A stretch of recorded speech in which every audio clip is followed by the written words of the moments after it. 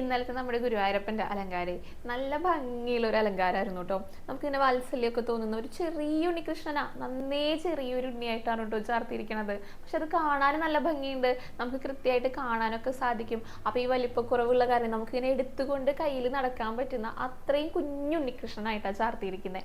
അതൊരു താമരയൊക്കെ ചാർത്തി വെച്ചിട്ടുണ്ട് കേട്ടോ.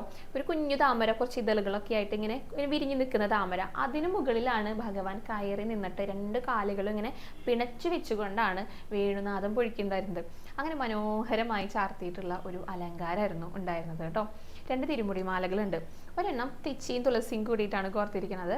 പിന്നെ ഒരു തിരുമുടി മാലയിൽ 3 നിറങ്ങളുണ്ട് കേട്ടോ. തെച്ചിയുണ്ട്, തുളസിയുണ്ട്, നന്ദ്യാർവട്ടമുണ്ട്. പിന്നെ 2 ഉണ്ടമാലകളുണ്ട്. ഈ ഉണ്ടമാലകളൊക്കെ ഇങ്ങനെ അടുപ്പിച്ചടുപ്പിച്ചാണ് കോർത്തിരിക്കുന്നത്.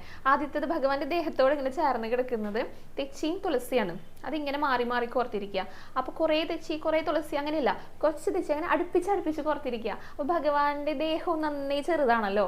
അപ്പോൾ ഈ മാലയുടെ ഈ ഡിസൈനും ഇങ്ങനെ അടുപ്പിച്ചടുപ്പിച്ച് കോർക്കുമ്പോൾ ഒരു പ്രത്യേക ഭംഗി ഇന്നലെ കാണാറുണ്ടായിരുന്നു കേട്ടോ. 2 ഉണ്ടമാലകളും അങ്ങനെയിരുന്നു, അടുപ്പിച്ചടുപ്പിച്ചാണ് കോർത്തിരിക്കുന്നത്. ആദ്യത്തേത് തെച്ചിയും തുളസിയാണ്, രണ്ടാമത്തേത് നന്ദ്യാർവട്ടും തെച്ചിയും കൂടിയിട്ടാണ് ഇങ്ങനെ അടുപ്പിച്ചടുപ്പിച്ച് കോർത്തിട്ടുള്ള അലങ്കാരമായിരുന്നു.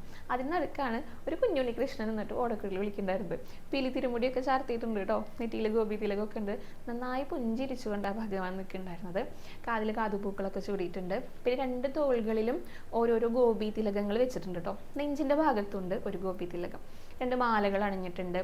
പിന്നെ കൈവളകളും തോൾവളകളും ഒക്കെ അണിഞ്ഞിട്ട് ആ പൊന്നോടക്കുഴൽ 2 കൈ കൊണ്ടും ഇങ്ങനെ ചേർത്ത് ചുണ്ടോട് പിടിച്ചിരിക്കുക. എന്നിട്ടാണ് വിളിക്കുന്ന ഓടക്കുഴൽ ഊതുന്നത് കേട്ടോ. മനോഹരമായിട്ടുള്ള വേണുനാഥാണ് നമുക്ക് കേൾക്കാനായിട്ട് സാധിക്കുക.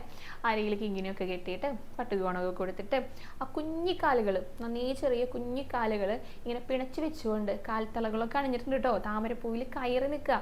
എന്നിട്ടാണ് വേണു ഊതുന്നത് നമ്മുടെ ഭഗവാൻ. മനോഹരമായി ചാർത്തിയിട്ടുള്ള ഒരു കുഞ്ഞുണ്ണി കൃഷ്ണൻ, ഒരു താമരക്കണ്ണൻ, അങ്ങനെയായിരുന്നു കേട്ടോ ഇന്നലെ അലങ്കാരം ഉണ്ടായിരുന്നത്. അപ്പോൾ എല്ലാവരും ഭഗവാന്റെ ആ ഒരു രൂപം നന്നായി മനസ്സിൽ കണ്ടിട്ട് തൊഴുത് പ്രാർത്ഥിച്ചോളൂ. എല്ലാവരും ഗുരുവായൂരപ്പനൊന്ന് നമസ്കരിച്ചോളൂ. ഗുരുവായൂരപ്പ ശരണം എന്നൊന്ന് കമൻറ്റ് ബോക്സിൽ രേഖപ്പെടുത്തിക്കോളൂ കേട്ടോ.